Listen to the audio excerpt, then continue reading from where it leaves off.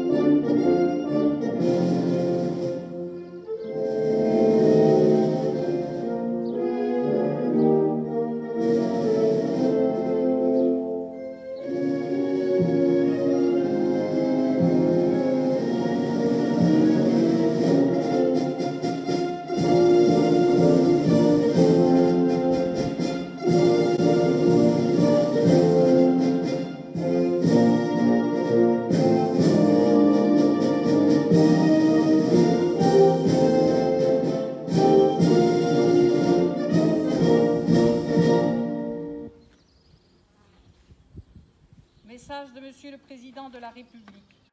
Ce 8 mai ne ressemble pas à un 8 mai. Il n'a pas le goût d'un jour de fête. Aujourd'hui, nous ne pouvons pas nous rassembler en nombre devant les monuments de nos villes, sur les places de nos villages, pour nous souvenir ensemble de notre histoire.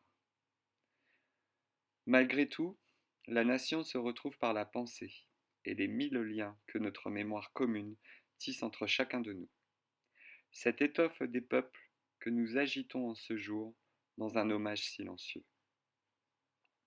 C'est dans l'intimité de nos foyers, en pavoisant nos balcons et nos fenêtres, que nous convoquons cette année le souvenir glorieux de ceux qui ont risqué leur vie pour vaincre le fléau du nazisme et reconquérir notre liberté.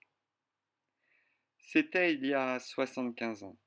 Notre continent refermait grâce à eux le chapitre le plus sombre de son histoire.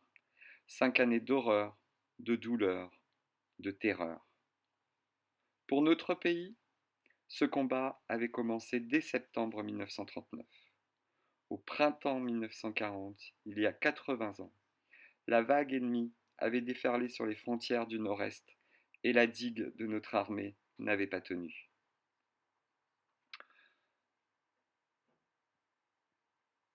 Nos soldats, pourtant, s'étaient illustrés à de nombreuses reprises. Ceux de Montcornet, d'Abbeville, de Gembloux ou de Stone, les hommes de Narvik, les cadets de Saumur, l'armée des Alpes, avaient défendu avec vigueur notre territoire et les couleurs de notre pays. Ils sont ceux de 40. Leur courage ne doit pas être oublié. Dans les crépuscules de cette étrange défaite, ils allumèrent des flambeaux. Leur éclat était un acte de foi, et au cœur de l'effondrement, ils laissaient poindre la promesse du 8 mai 1945.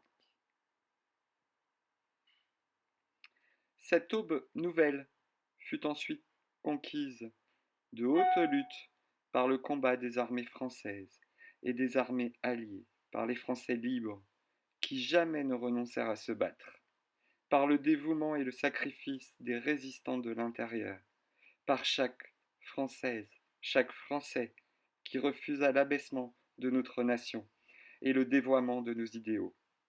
La grande alliance de ces courages permit au général de Gaulle d'asseoir la France à la table des vainqueurs. La dignité maintenue, l'adversité surmontée, la liberté reconquise, le bonheur retrouvé. Nous les devons à tous ces combattants, à tous ces résistants. À ces héros, la nation exprime son indéfectible gratitude et sa reconnaissance éternelle. Le 8 mai 1945, c'est une joie bouleversée qui s'empara des peuples. Les drapeaux ornaient les fenêtres, mais tant d'hommes étaient morts, tant de vies étaient brisées, tant de villes étaient ruinées. À la liesse succéda la tristesse et la désolation. Avec le retour des déportés, les peuples découvrirent bientôt la barbarie nazie dans toute son horreur. Rien, plus jamais, ne fut comme avant. La fragilité révélée de nos vies et de nos civilisations nous les rendit plus précieuses encore. Au bout de cette longue nuit qu'avait traversé le monde, il fallait que l'humanité relevât la tête. Elle venait de découvrir, horrifiée, qu'elle pouvait s'anéantir elle-même. Et il lui fallait désormais refaire le monde, de fond en comble, ou tout le moins empêcher que le monde ne se défasse, selon le mot de Camus. Ce fut l'heure, en France, de l'union nationale pour fonder les beaux jours, annoncés par le Conseil national de la résistance, et bientôt retrouvés. L'heure en Europe de l'effort commun pour bâtir un continent pacifié et fraternel. L'heure, dans le monde, de construire les Nations Unies et le multilatéralisme. Aujourd'hui, nous commémorons la victoire du 8 mai 1945, bien sûr, mais aussi, mais surtout, la paix qui l'a suivie. C'est elle la plus grande victoire du 8 mai, notre plus beau triomphe, notre combat à tous 75 ans plus tard. Vive la République, vive la France!